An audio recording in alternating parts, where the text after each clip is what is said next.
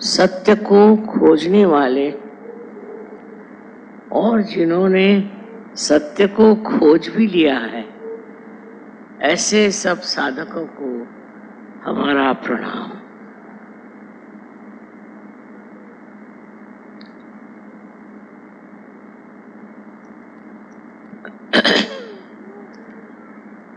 दिल्ली में इतने व्यापक रूप में सहयोग फैला हुआ है कि एक जमाने में तो विश्वास ही नहीं होता था कि दिल्ली में 2-4 भी सहयोगी मिलेंगे। यहाँ का वातावरण ऐसा उस वक्त था कि जब लोग सत्ता के पीछे दौड़ रहे थे और व्यवसायिक लोग पैसे के पीछे दौड़ रहे थे। तो मैं ये सोचती थी कि ये लोग अपने आत्मा की ओर कब मुड़ेंगे। पर देखा गया कि सत्ता के पीछे दौड़ने से वो सारी दौड़ निष्फल हो जाती, थोड़े दिन टिकती है। न जाने कितने लोग सत्ताधारी हुए और कितने उसमें से उतर गए। उसी तरह जो लोग धन प्राप्ति के लिए जीवन बिताते हैं, उनका भी हाल वही हो जाता है, क्योंकि कोई सी भी चीज जो हमारे वास्तविकता से दूर है, उसके तरफ जाने से अंत में यही सिद्ध होता है कि ये वास्तविकता नहीं। उसका सुख, उसका आनंद क्षण भर में भंगुर हो जाता है, खत्म हो जाता है। और इसी वजह से मैं देखती हूँ कि दिल्ली में इस कदर लोगों में जागृति आ गई है। ये जागृति आपकी अपनी संपत्ति है, ये आपके अपने शुद्ध हृदय से पाई हुई प्रेम की बरसात। इसमें न जाने हमारा लेना देना कितना है, किंतु समझने की बात यह है कि अगर आपके अंदर ये सूझबूझ नहीं होती तो इस तरह से ये कार्य संपन्न नहीं हो सकता। इसमें एक ही समझना है कि अनेक संतों ने इस देश में मेहनत की, हर एक के घर घर में उनके बारे में चर्चा होती है और उन संतों के बारे में बहुत कुछ मालूमात बुजुर्गों के तो है ही, पर बच्चों को भी हो जाती। धीरे धीरे ये बात जमती है कि आखिर ये लोग ऐसे कौन थे जिन्होंने इतना परमार्थ साध्य किया। पता नहीं कैसे इतने व्यवसायिक लोग, जिनका सारा ध्यान रात दिन पैसा कमाने में, सत्ता कमाने में जाता है, वो मुड़कर सहयोग में आ गए, क्योंकि उनकी जो वो खोज थी उसमें आनंद नहीं था, उसमें सुकून नहीं था,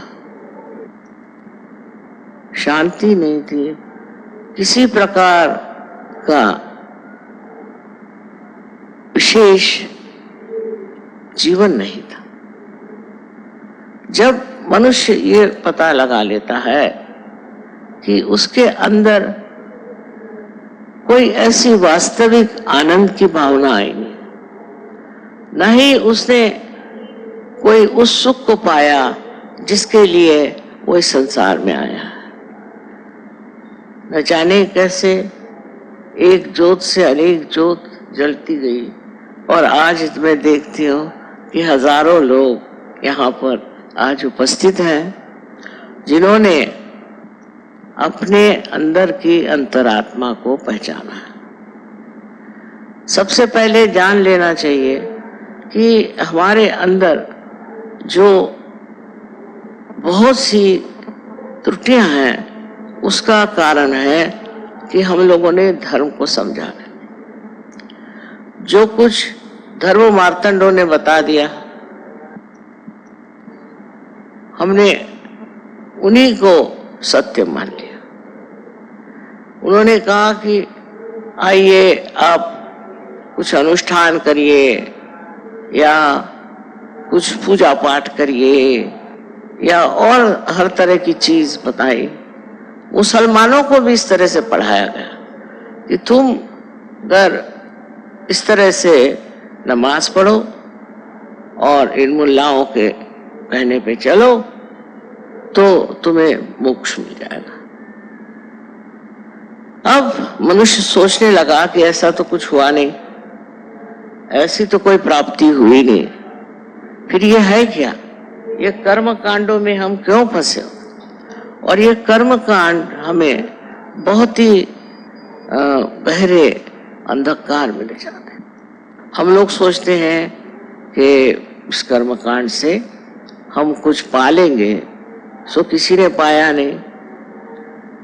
जन्म जन्मांतर से लोगों ने कितने कर्म कांड किए हैं, उन्होंने क्या पाया? अब पाने का समय भी होता है। आज इस कलयुग में ये समय आ गया, ऐसा आया है कि आपको सत्य प्राप्त हो। सत्य की प्राप्ति यही सबसे बड़ी चीज है, और सत्य ही प्रेम है और प्रेम ही सत्य है। इसकी ओर आप जरा विचार करें कि हम सत्य को खोजते हैं तो सोचते हैं कि सन्यास ले लें, हिमालय पे जाएं, अपने बाल मुंडा लें और तरह की चीजें करें। जब सत्य का वास अंदर है तो ये बाह्य की चीजों से और उपकरणों से क्या होने वाला? इससे तो मनुष्य पा नहीं सकता सत्य, क्योंकि इसके साथ कुछ सत्य लिपटा ही नहीं है। तो करना क्या है? करना ये है कि आपके अंदर जो सुप्त शक्ति कुंडलिनी की है उसे जागृत करना है। अब कुंडलिनी की शक्ति आपके अंदर है या नहीं, ऐसी शंका करना भी व्यर्थ है। हर एक इंसान के अंदर त्रिकोणाकार अस्थि में कुंडलिनी की शक्ति है, और उसे जागृत करना बहुत ही जरूरी है, जिससे कि आप उस चीज को प्राप्त करें जिसे मैं कहती हूँ सत्य, वास्तविकता। सबने कहा है कि अपने को जानो, अपने को पहचानो, लेकिन कैसे? हम तो अपने को जानते ही नहीं। हम जो हैं अंदर से न जाने कितनी त्रुटियों से भरे हुए हैं। लोभ, मोह, मद, मत्सर, लोभ, सब तरह की चीजें हमारे अंदर, और हम ये नहीं समझ पाते कि ये कहाँ से सब आ रही हैं और क्यों हमें इस तरह से ग्रसित किया हुआ। इस चीज का अगर आप ध्यानपूर्वक समझे तो एक बात है कि ये त्रुटियां जो हैं ये सब बाह्य की। आत्मा शुद्ध निरंतर, उसके ऊपर कोई भी तरह की लांछना नहीं आती, और जब ये आई है तो ये किसी वजह से आई होगी। हो सकता है कि आपकी परंपरागत ही आई, पूर्व जन्म से आई, माँ बाप से आई, समाज से आई, न जाने कहाँ से ये सब चीजें आपके अंदर समाविष्ट हुई। अब इसके पीछे अगर खोजते रहें कि ये कहाँ से आई, क्या हुआ, इससे अच्छा है कि इसको किसी तरह से नष्ट कर दें। ये हमारे अंदर जो खराबियां हैं यही नष्ट हो जाएं तो फिर क्या हम एक शुद्ध चित्त बन जाते हैं। इसकी व्यवस्था जिस परमेश्वर ने आपको बनाया उसने की। अब आपके अंदर इतनी ही स्वतंत्रता है कि आप अपने को पहचानने के लिए जो सर्वसिद्ध प्रक्रिया है उससे अपनाएं, और वो प्रक्रिया है कुंडलिनी जागरण की। मैं ये बात कह रही हूं, ऐसा नहीं। अनादिकाल से अपने भारतवर्ष में कुंडलिनी और कुंडलिनी के जागरण की बात की गई। हाँ, हालांकि उस वक्त में कुंडलिनी का जागरण बहुत कम लोगों को प्राप्त होता और बहुत मुश्किलें होती, लेकिन इसका भी समय आ जाता है कि ये सामूहिक हो जाए।